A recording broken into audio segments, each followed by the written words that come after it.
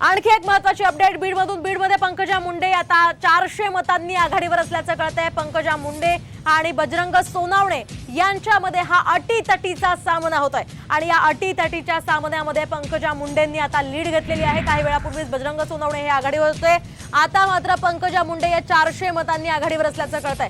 बीडमधली ही महत्त्वाची अपडेट आपण पाहतोय। बीडमध्ये पंकजा मुंडे विरुद्ध शरद पवार गटाचे बजरंग सोनावणे यांच्यामध्ये ही काटेकी टक्कर आहे। गेल्या काही वेळापासून कधी पंकजा मुंडे आघाडीवर आहेत तर कधी बजरंग सोनावणे, आणि आता मात्र 400 मतांची लीड पंकजा मुंडेंना मिळालेली आहे।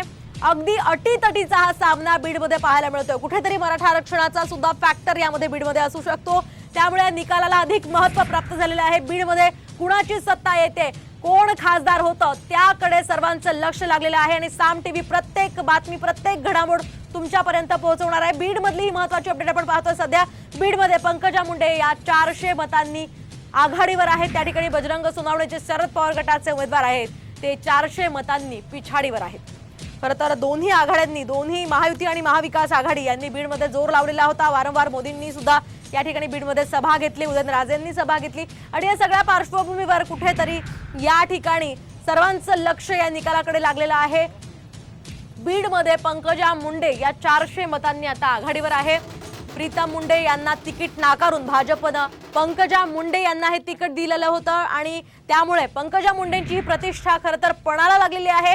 त्यामुळे या दिग्गजांचा कुणाचा विजय होतो ते पाहणं महत्त्वाचं असेल। आता आपले प्रतिनिधी विनोद जिरे या संदर्भात बोलण्यासाठी आपल्या सोबत आहेत। विनोद, काय सांगाल, बीडमध्ये पंकजा मुंडे या 400 मतांनी आघाडीवर असल्याचं कळतंय?